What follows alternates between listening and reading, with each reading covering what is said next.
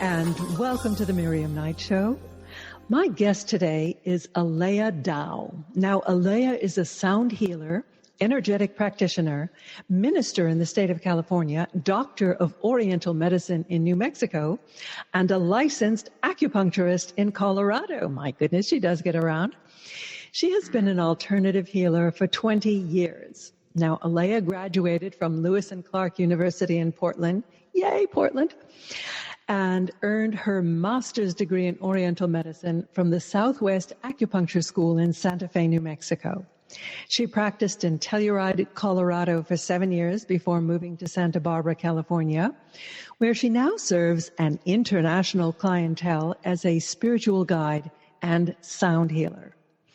In 2001, Aleya had an enlightenment experience, which enabled her to perceive other realms, hear the angelic beings, and she developed an increased empathic and clairvoyant connection.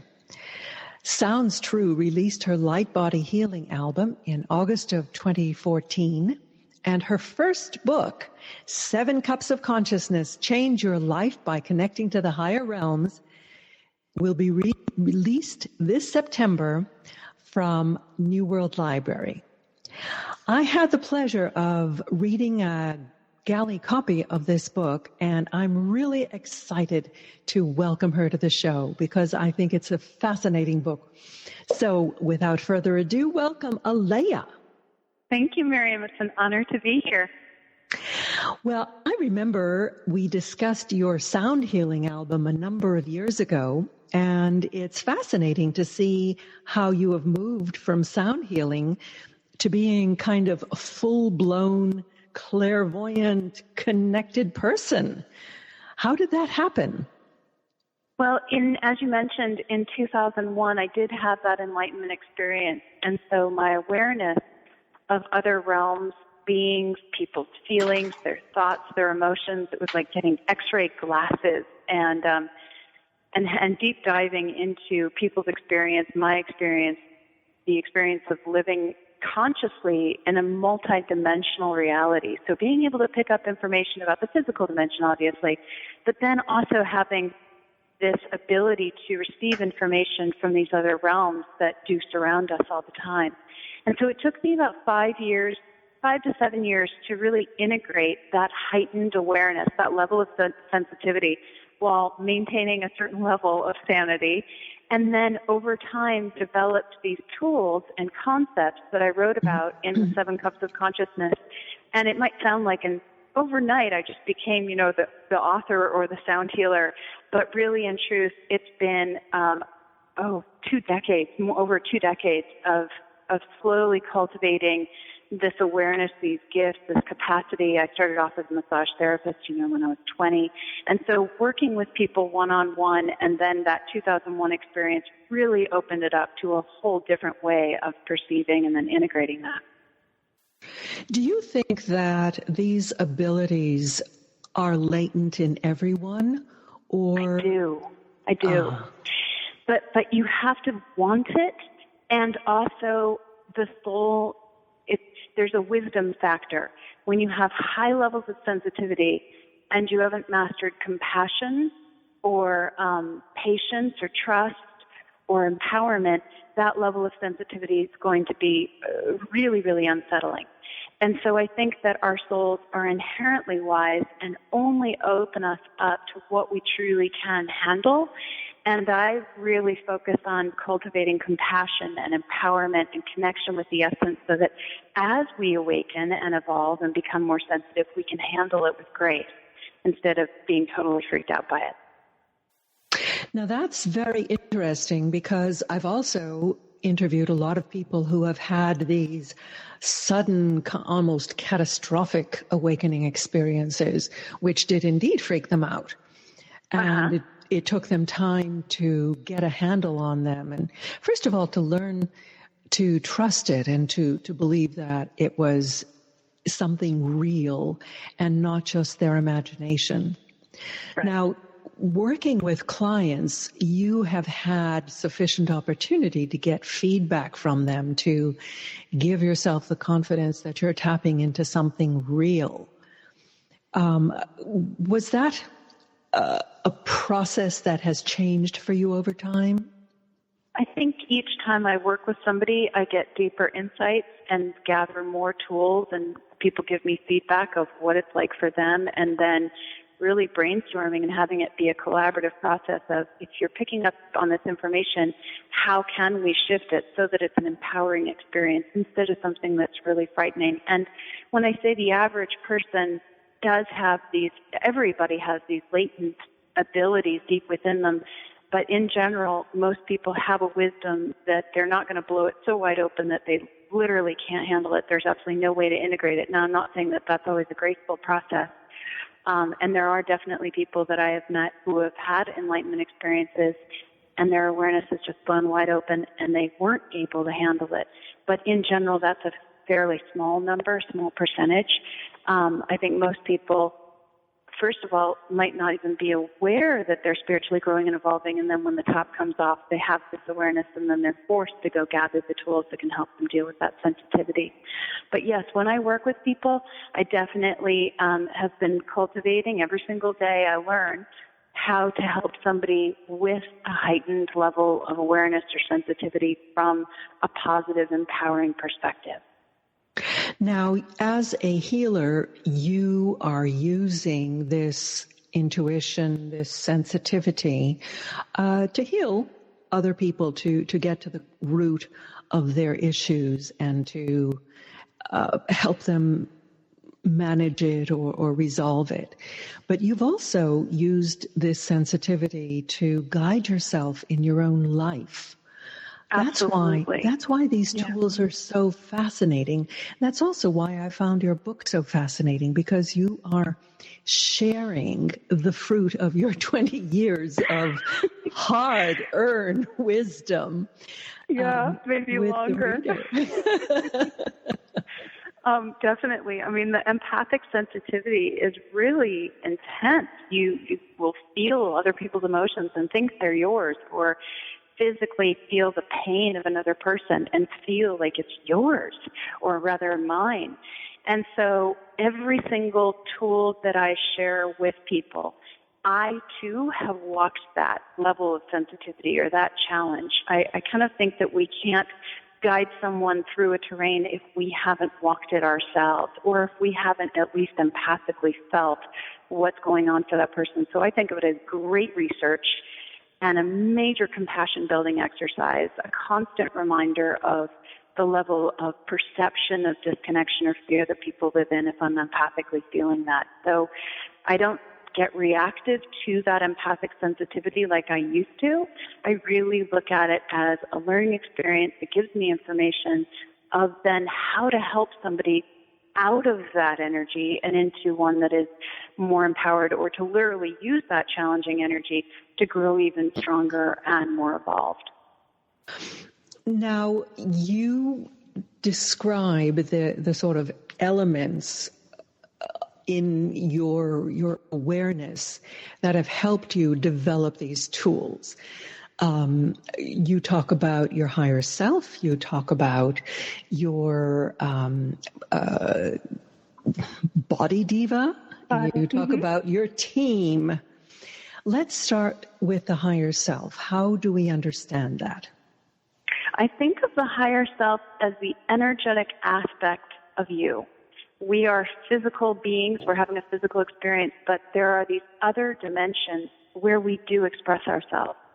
And when we recognize that we can tap into our higher self by simply acknowledging it and ask our higher self to perhaps activate the vibration of our essence or activate a vibration of empowerment or connection, there is this energetic aspect of us that starts doing that work in a higher realm and then reflecting that energy down to ourselves here in this physical. I think of the physical dimension as literally a reflection of what's happening in the higher realms. So it's shifting the awareness, then making the request of that part of ourselves to get busy, start shifting, reflecting, and then we start to feel a shift. So none of the work is happening at a mind level, which is a little mind-boggling for us when in this modern world where we're constantly in the left brain reality of linear, logical. I have to be able to see it and touch it to know that it's real. And so this very first step can be a little bit of a challenge for somebody who is really anchored in that left brain linear way of being. One of the things that I find amusing is that you would think that if it's my higher self, it would know what I want or what I need in any given time. And sometimes those two things are diametrically opposed. And, but you actually have to ask it, or sometimes you have to ask it very loudly. Clearly focused. So I find it really fascinating that there is this kind of distance. It's almost like the higher self just wants experience. And it doesn't really have an opinion as to whether a painful experience or a happy experience is preferable, because it's all experience. So it kind of is up to us to sort of train it or to direct it as to what kind of experience we really want to have. Absolutely. And you're touching on like 5 huge concepts that I want to like dive into. So I'll take it in nuggets. But so the first concept that I came upon with the help of my guides and my memory and this enlightenment experience was that when we're in the physical dimension, we have the ability to make a request for the energy in a higher dimension, another dimension, to shift into, ideally, greater states of coherence or connection, balance, harmony. And when we get into the physical body, we can literally feel empathically the energy of the higher realms reflecting down into the physical plane. Without a physical body, we can't feel the reflection. So when you're in the physical dimension, you have the ability to make a request for the energy to shift in the higher realms. When you make that request, it happens to a much deeper, greater degree, and then we feel the reflection of that energy into the physical plane. So I kind of think of it as we incarnate into a physical body, and we can literally feel where we are in our growth, our evolution. Our cards are on the table. It's incredibly obvious. All we have to do is look at our drawers in our car or our relationships and our finances as the reflection and the indicator of, oh, I'm really connecting deeply with abundance and support deep in my core, or I don't really believe and I'm not really connecting deeply with a level of support and abundance in my core. So if I'm not connecting with that abundance, then I am going to have resource issues, a lack thereof. So by having the physical dimension be this lovely, wonderful reflector, it gives us a ton of information, and we can then take that information and make requests to our higher self to shift the energy into greater abundance, greater connection, greater empowerment, and then we begin to feel that reflection in the physical plane. You know, you had this fascinating concept of the divine line, which is kind of the way we connect to our higher self. Give our listeners a sense of what that is.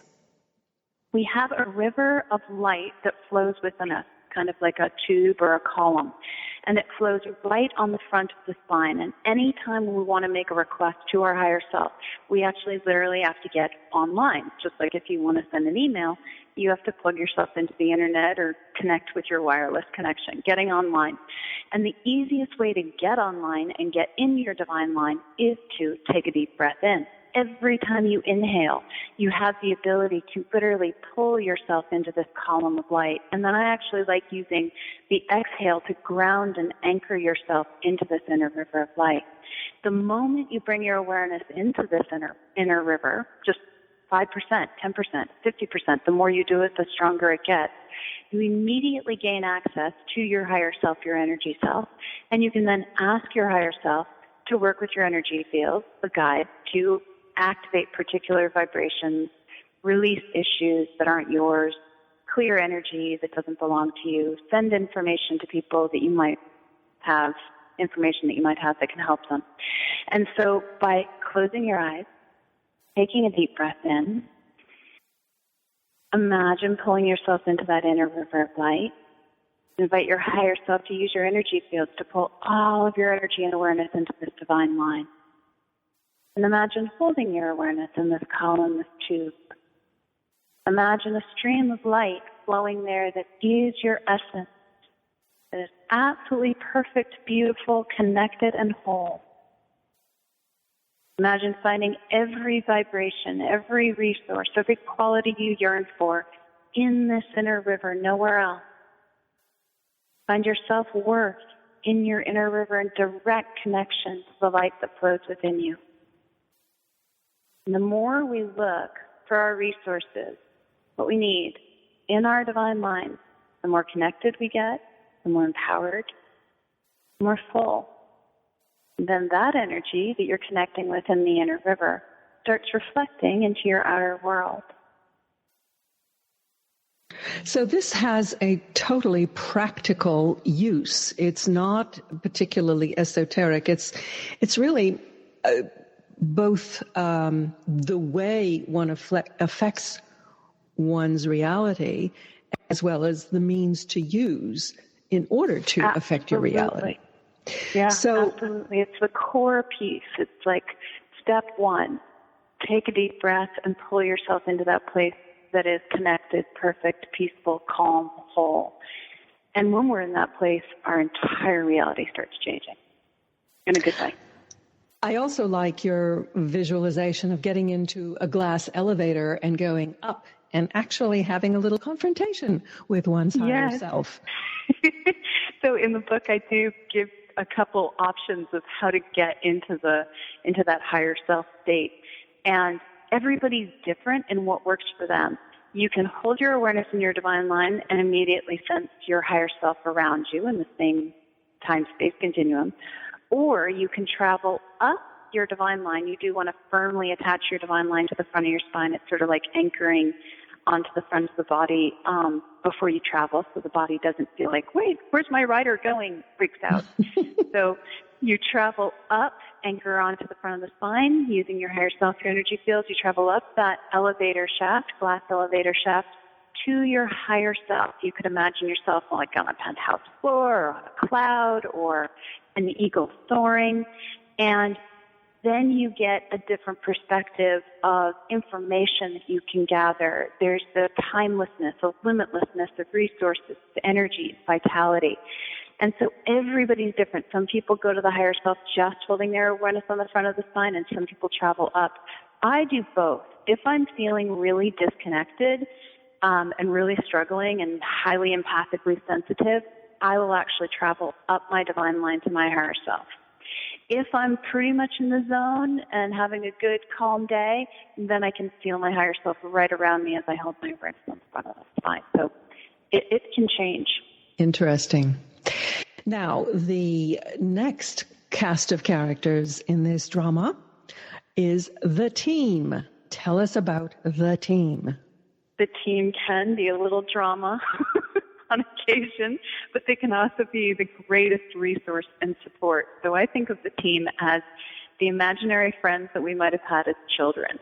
They are beings that are not fragments of you. They are their own soul, essence, energies, and they are here to help you the entire time you are in the physical world, but they're expressing themselves in another dimension. And usually teams form before you come into this life. They might have actually been with you for several lives, and they have similar experiences, similar agendas, focal point, different levels of mastery. So one of my team members is really organized. So when I have a task that requires lots of organization, I'm going to ask that team member bubble up that level of organization inside themselves and model it to me and positively, empathically impact me. I really think of the team as this incredible buffer that can support us and model right energy to us if we start connecting with it in a more conscious way. Some people perceive their teams as just a group or individuals or one energy. Again, there's no right or wrong. So if you did have an imaginary friend or imaginary friends with children, they might be your team. Mm-hmm. And you can start getting them to shift their energy, hold greater states of coherence, help them evolve by them shifting themselves. You're modeling it ideally to them, but making the request in the physical dimension for them to shift their energy in another dimension. And instantly they do. When we ask our team to shift into greater states of connection or empowerment or abundance or support, within 2 to 3 seconds, we should be able to empathically feel their shift.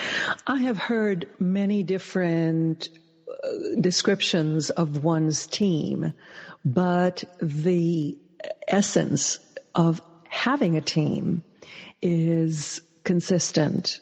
And I think what I find the most impactful aspect of that is this sense that you really are never alone. You really do have support at this other dimension.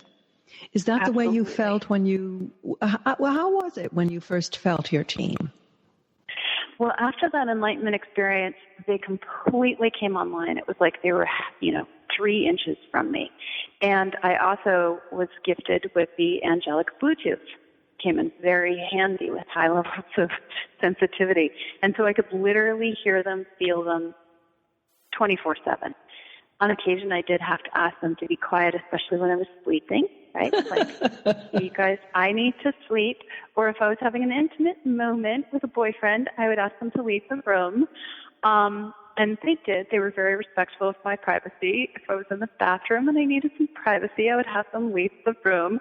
And so it was a wonderful experience because I literally never felt like I was alone unless I needed to be alone and asked for my privacy. Mm-hmm. So okay, very supportive. Very supportive. And they can be. Yeah. And you really can ask them for whatever kind of support, information, experience you need in the moment. Absolutely. Now, a lot of the times people will come to me and they'll say, Aleya, I really want to feel my guides or my team. And we want our team and our guides to support us so much. Like if they had a magic wand and they could support us to a certain degree, how much would we want that level of support? But here's the kicker. An angelic being in another realm, including your team, can only support you to the degree you're supporting yourself. And so if we want more support from our team, we need to cultivate more support in our own inner rivers and hold that responsibility of I am responsible for supporting myself in my inner river of light, feeling that support of that light flowing there. Then your team and your guides and other people in your life, regardless of the dimension they're in, can start reflecting back to you how you are supporting yourself. So when I wanted more support from them and more protection from them, I would then ask for that activation of that vibration to happen inside me. Mm. You mentioned quite a number of times in your book that you are reflecting, or your reality is reflecting your inner state. Yeah. Yeah. And also the energy of your team or the energy around you in other dimensions is also being reflected into your physical world and your emotional world and even your physical world, your physical body. So by cleaning up the team and getting them to hold very coherent vibrations, just their essence, loving their essence, having them hold really clean boundaries so that you don't have your mom's team hanging out on you or your dad's team or your great-grandmother's team trying to help you or judge you or control you. By having them be clean and clear, then that helps you hold clear boundaries. That's a really interesting way of understanding or making sense of the concept of either attachments or the concept of tapes that we're playing from our childhood, from our parents, from our antagonists, from past lives. It's all in the energy field, and it all has to be recognized and let go. And absolutely. How do you do that? How do you get clear? I think of the mind, what our tapes are, that word that you mentioned, the thought forms, as indicators of what's being held at an energetic level. And so to start with, if you hear a thought that is not supportive or discordant, doesn't really feel like it's you, like you want that in your field, you would first ask, where is this coming from? Is this my tape, meaning my soul essence? Is this my body Deva tape? And we can talk more about the body Deva as a conscious, sentient nature spirit you're riding in, kind of like a horse. Or is this coming from my team or somewhere else? And so we first want to identify where that voice is coming from. As soon as we identify it, then we can address it. But if we don't identify it, it's really hard to address and then resolve. And I actually just had a client the other day who was on the table, and she said, well, my mind just has this thought form of ... And I said, well, the mind is just literally a computer screen showing us what's going on in the background. Let's address it, shift it, and then the mind reflects a different energy.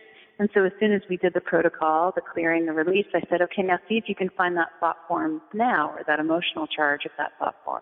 And she couldn't even bring up the thought. She's like, what was it? And so I had to remind her, and it had no resonance. And so when we start using our mind simply as an indicator, then we stop judging it, and then we can start hunting and diving and clearing and clearing up the terrain. And that's one reason, too, why I spend a lot of time in silence, of not listening to radio or TV or talking to people in my quiet time. I'm listening to what's going on at a mind level so that I can keep those energy fields clean and clear. That's a question that arose in my mind when I was reading this, because we do spend time in so-called entertainment, whether it's television or the movies or the news, and I don't think that our energy fields can distinguish between what is coming in through our own firsthand experience and what is coming in through simulated experience. And I think both of them have similar impacts on our energy field, not necessarily to our highest benefit.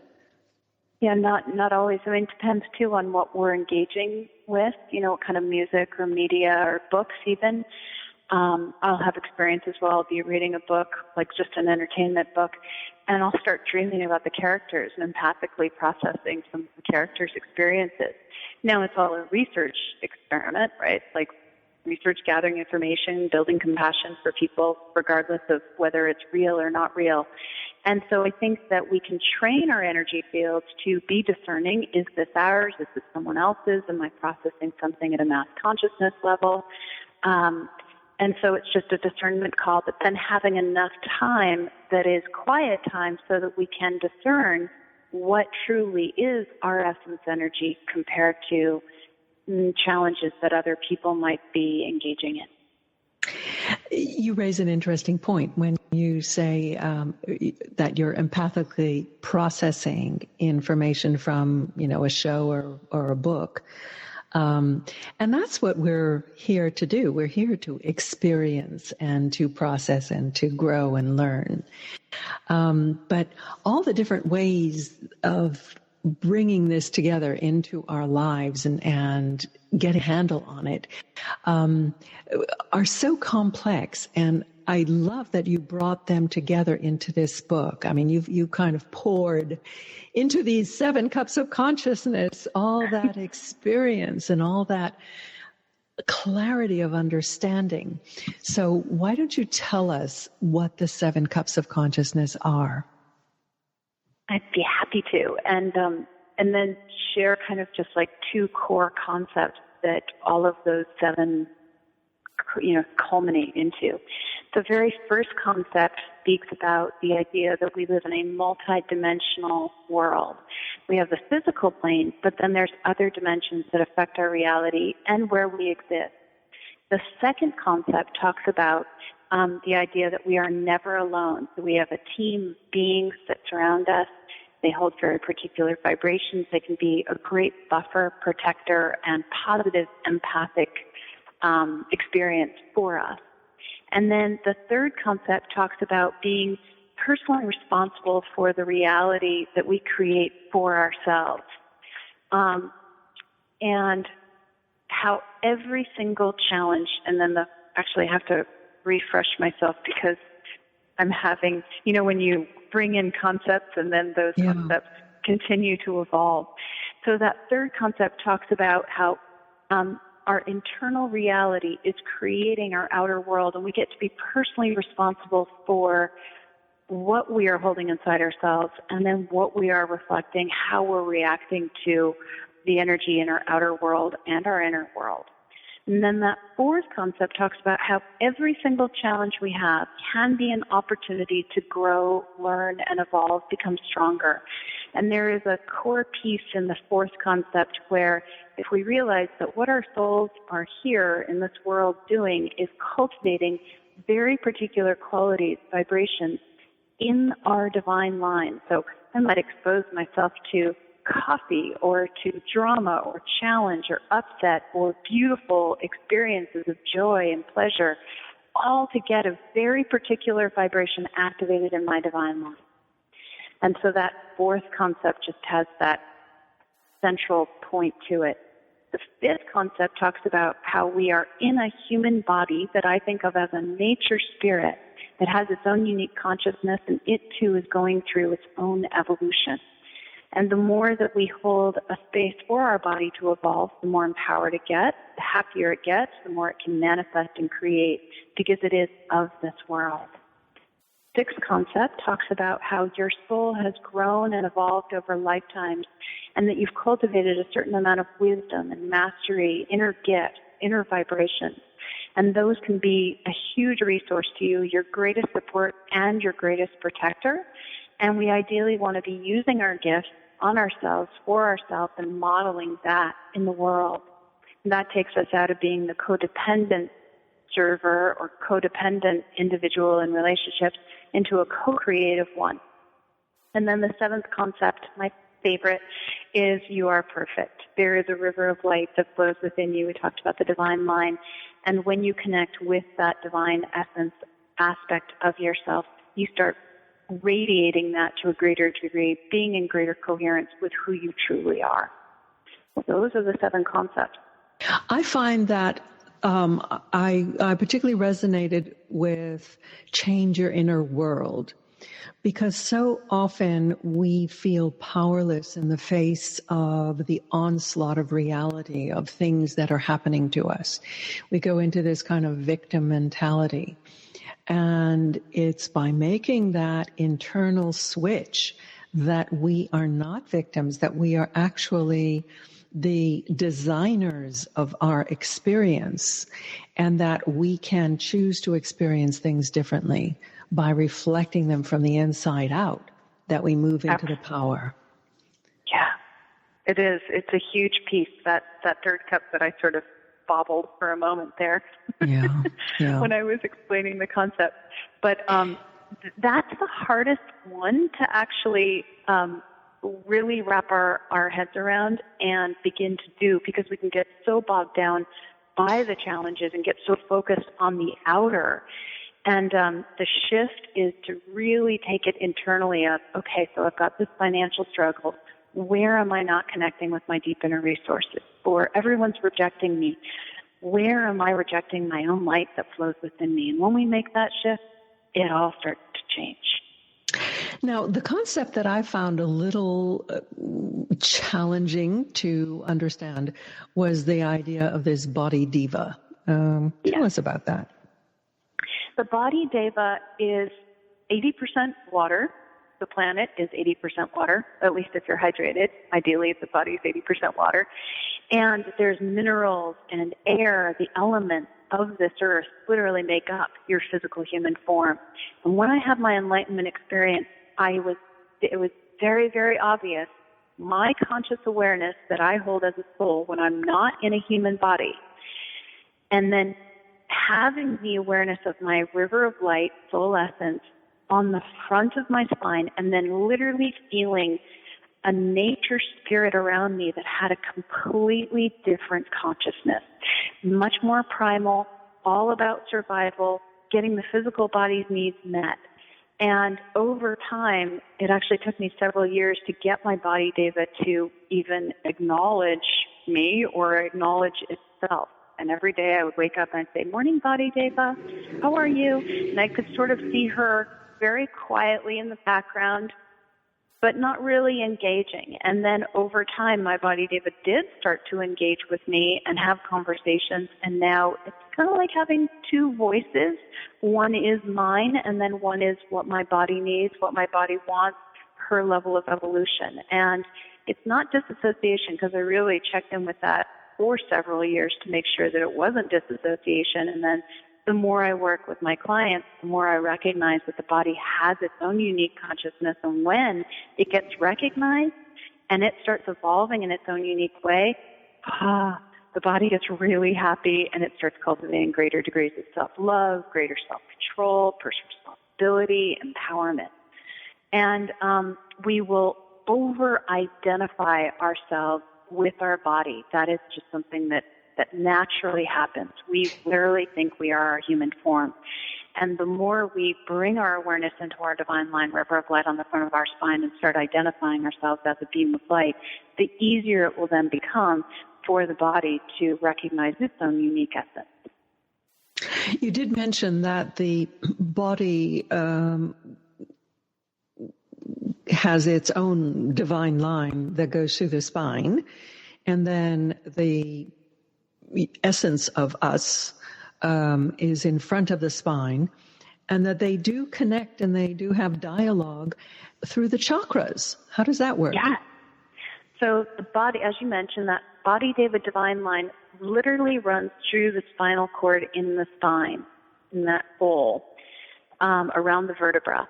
And the chakras are the reflection of the light of the soul's divine line on the front of the spine and the divine line of the Body Deva.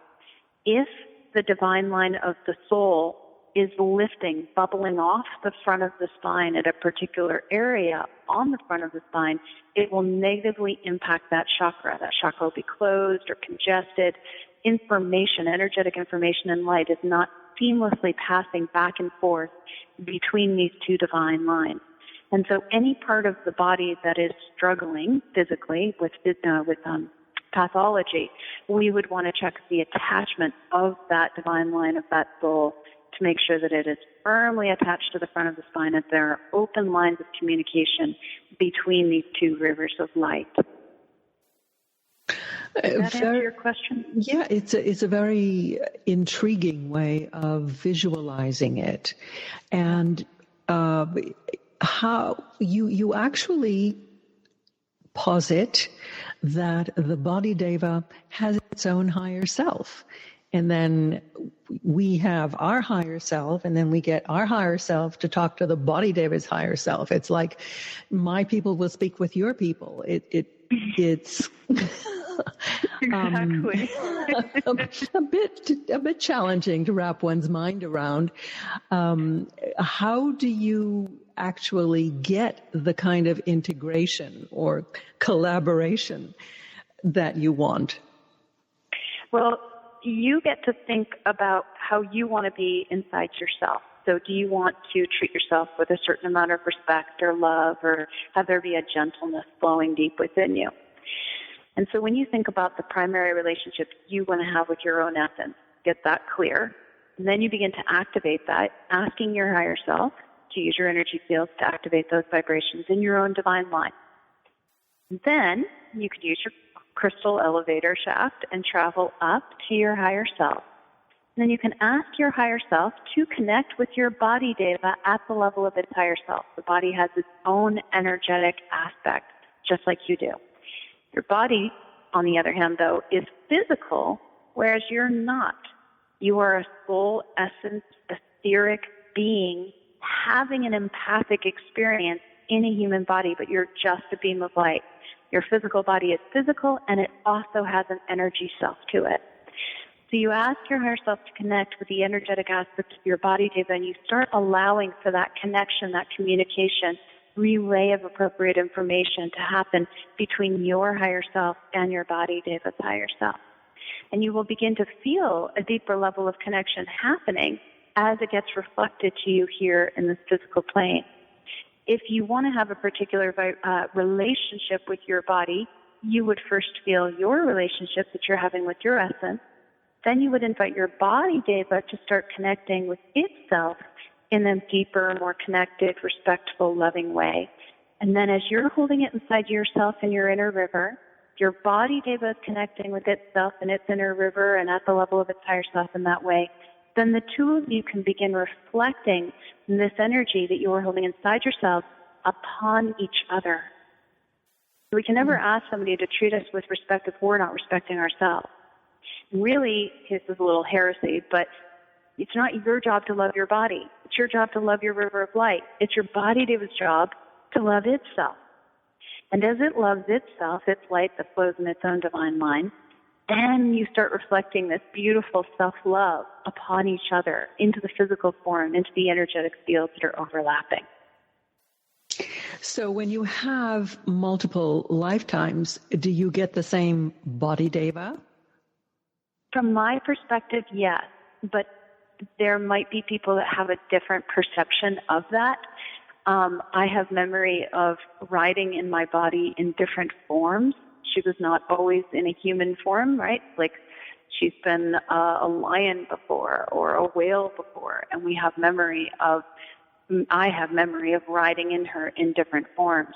And then eventually she evolved into human form, and now we're having this experience. So there were memories in different forms that are held in the body. So if people have back pain, sometimes I've seen, well, the back pain came from a previous incarnation when you were riding in your body deva, and your body deva had this experience in the form of a bear where it injured its back or whatever it might be. And so that's my perspective, but that's everybody's unique journey of how they perceive their body deva and their story and their history with their body deva. And how they make sense of all of these elements and interconnections. You have some very, really easy to follow and I think profound protocols within the book after each cup of consciousness, and it kind of leads the reader by the hand through them. Describe the protocols and the reference points. I think of a protocol as like a full working prayer, and there are 7 steps to a protocol. The very first step actually speaks to the first concept. We live in a multidimensional reality. And the second concept, you're never alone. So we are, with a protocol, inviting your higher self to work with your energy field, to connect with a particular vibration, like empowerment or deeper connection with the essence. And then you're asking that energetic aspect of you to activate those vibrations in the higher realms and then begin to reflect them into this world. You're also then inviting your body, deva, nature spirit, to activate those vibrations at the level of its higher self and its divine line. You're inviting your team to do that as well. So we want to get all 3 of those energies. I think of that as like the sacred trinity. Higher self, body, deva's higher self, team, to activate a very particular vibration in the divine line and at the level of the higher self. Then the part that is the magic part, where you wait, you take a deep breath. Can't do this work with the mind. We let go. We let our higher selves, our body, deva's higher selves, our team, work with the energetic fields to activate the vibration of connection with the essence of you, the essence of your body, deva, and your team are connecting with their essence. And we wait. And then as that work happens in the higher realms, it begins to reflect into this one. And then we begin to feel that shift around us, within us. Maybe a greater sense of calm, or the body takes a big deep breath, or the head moves. And then, after that protocol, that shift, you always want to update your reference points. I think of it as tapping the fuel gauge, resetting the fuel gauge. Now I am at this vibration. I want to reference point myself at this new frequency so I don't perceive myself from 2 minutes ago or 5 minutes ago. I want to perceive how I am right now as I move forward. So updating the reference points, all ways in which we perceive and are perceived, so that other people are also updating us at a new level. And then at the end of a meditation or a protocol, we ask that you're wrapped in sheets of rainbow light, gently sealing the vibrations in. And never at any point in any of the protocols or the meditations that I do am I doing anything to someone. Their higher self is doing the work to the degree that's appropriate for them. Then we actually hold the work at a much deeper level because we did it to ourselves. And I'm a bit of a purist. I really believe that our higher self has the ability to shift us in the way that totally works for us. Then we stay empowered with the work. We do it in our own unique way, as opposed to doing it in a way that might work for someone else but doesn't work for us. So that's kind of an overview of a protocol. I think it's a generally accepted verity amongst the healing community that all healing is self-healing. But you have to really get past the internal barriers that are preventing you from accepting that healing into your own reality, into your own energy field. And the meditations that you give are beautifully done. Your combination of the sound healing and the vibrations of your voice are very evocative. I think our listeners got a taste of it earlier as you were talking about how actually to connect with our higher self. So your book has links to 11 downloadable audio meditations. How are they best used? I would use those meditations as you read the chapters. So the very first chapter talks about connecting with your higher self and using this other dimension to shift your reality. And so by really going in order will make the most sense. The seventh cup talks about connecting with the essence and that divine line. But over the chapters, over those 7 chapters, you're practicing coming into your divine line, and every single one of those meditations, so it gets stronger and stronger, and then we're slowly building those concepts into the meditations so that the energy fields can really handle it in a balanced way. So I would just go meditation by meditation as it's introduced in the chapters. Mm-hmm. Mm-hmm. And so would you see or feel any benefit just after a single chapter, or do you really need to get all the way through to the end? No, I think everybody's at a different point in their evolution, and some people might pick up the book and go, I only want to know about this concept about my body day, about being a nature spirit. And it would work. Or I only want to learn how to change the vibration that's flowing in my divine line. I'm just going to pick up the second concept. And so I think really honoring the process and what you're called to. Obviously, if you read it from the beginning, it might make a little bit more sense. But really honoring the intuition of how you're being guided to experience the work. Do you think everyone can learn how to use their energy field? Absolutely. It's inherent. It's there. It's like you've got the car in the garage. All you have to do is pull it out. So how would people, for example, shift their lives towards happiness and abundance? Okay, that would be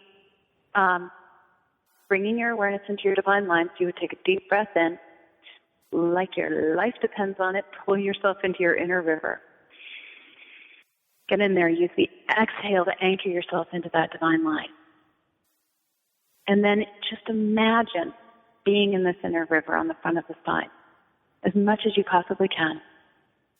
And then as you're in that inner river, simply make the request, I ask my higher self to work with my energetic fields and the guides to activate the vibration of support, joy, fulfillment, and strength in my divine line.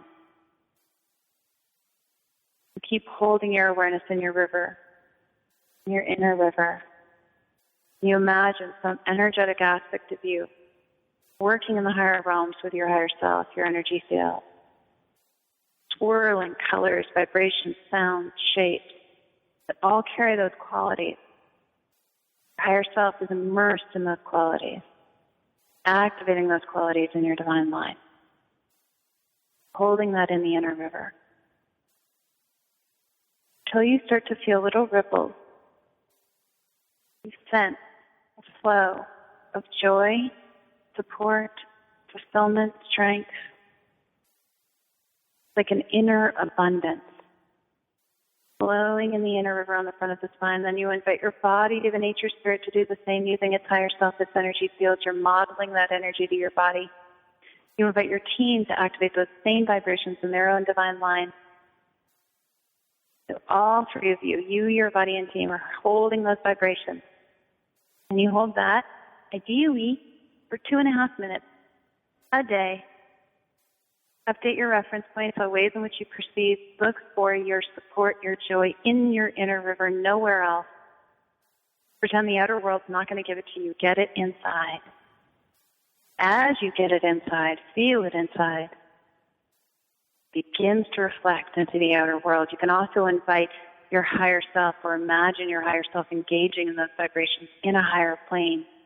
Same for your body and your team. And then that dimensional reality begins to reflect into this one, so it becomes inevitable. If you're connecting with those vibrations internally and in the higher realms, it will be inevitable. The only variable is time. When will it start to show up in the physical plane? The good thing is that coherent energy, positive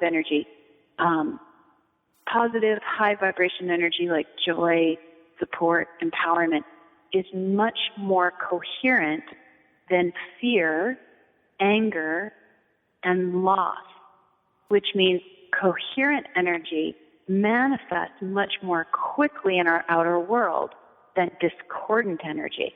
Thank God. Yeah, lucky for us. Right. So, somebody holding fear inside them, it might take them 5, 6, 10, 20 years to manifest a fearful reality. Someone who is holding a really empowered, joyful stance, it might take them 2 weeks to manifest that in their outer reality. Yeah, that's pretty good news. Uh-huh. And it really does reinforce things that we have heard from many other sources, but it gives a different interpretation of how that actually happens, the mechanism by which we feel it inside first, and then that reflects out into our reality.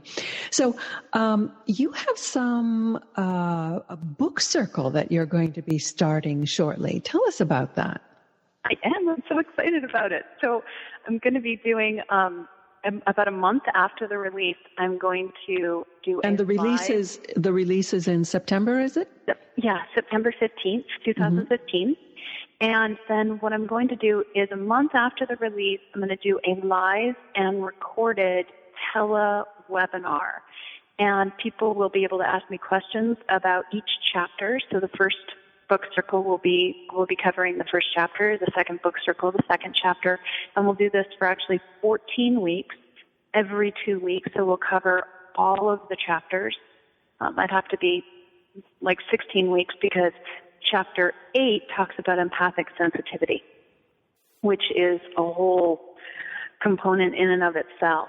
And it will be a time where people can go deeper into the concepts, get answers to their questions that come up. There's so many layers with these concepts that there's no way that, I can relay all of the information in one chapter. It's almost like a book could be the first concept, and then the second book could be the second concept. But I really wanted to just do a basic introduction to these concepts and then provide a space where people can connect at a deeper level with the concepts and the work.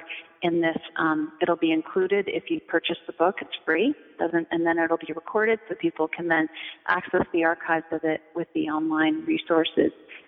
Years from now, if they buy the book 5 years from now, they'll still be able to access all of the Q&A book circle that we did. That is so cool. That's like having a book study group directly with the author, going right to the source. Right. Aleya, tell us your website. It is cupsofconsciousness.com, and that will give people the option to check out a sample meditation, sign up for a free week of the Daily Cups, and then another website that I have that has the bulk of all of the material that I present is aleyadao.com, ALEYADAO.com. And the Daily Cups of Consciousness is kind of a service that you provide. Tell us what that is. Yeah, the Daily Cups are audio meditations that are 7 to 10 minutes long, and they speak to the concepts, these 7 concepts, but they also speak to the energetic weather that's coming onto the planet every day. So some days it's energetically sunny, some days it's raining. And I bring in pieces that can help people move into greater degrees of balance and clarity, empowerment, release blocks. And I think I've recorded something like 1,300 meditations so far that have been delivered to subscribers 5 days a week, 3 days a week, depending on what kind of subscription people want. You can choose. So those Daily Cups are precious little pearls with bits of information and short protocols that can help the energy fields get stronger, clearer, lighter, and brighter. Your cosmic weather report. Yeah. Now, what would you hope that your readers will walk away with after reading your book?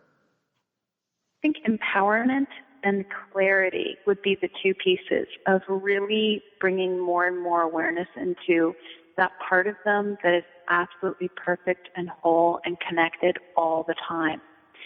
And when people start connecting with their essence at a deeper level, they start loving themselves to a deeper degree and then being able to hold that same energy with others in their lives. So I would say that it would be cultivating greater degrees of empowerment, self-love, connection, and then being able to model that in the world. And in the New Age community, spiritual community, we get so attached to what's going on in the outer world, what other people are doing. And I really believe that each one of us has the capacity to positively, empathically impact others in a really powerful way. But the only way for us to do it, from my perspective, is to be 100% attached, desiring, and responsible for our own reality, no one else's. When we are 100% attached to connecting with our own light, loving it, respecting it, then we create a positive field of empathic sensitivity, as opposed to wanting someone else to be respectful or in integrity or clean up the planet. We get to do it, and then we positively impact millions and millions of people by simply holding that vibration deep in our core. So that is my hope, is that people will move into greater degrees of energetic integrity and really modeling the vibrations that they carry and that they have mastered deep in their core. Well, I can only echo that because, as Gandhi said, we have to be the change that we want to see in the world. That's the only way change is going to happen. So, is there a final thought you'd like to share? Yes. When we are the change that we wish to see in the world, when we are only attached to our own reality and responsible only for our own reality and then able to model it, our level of empathic reactivity decreases 100-fold.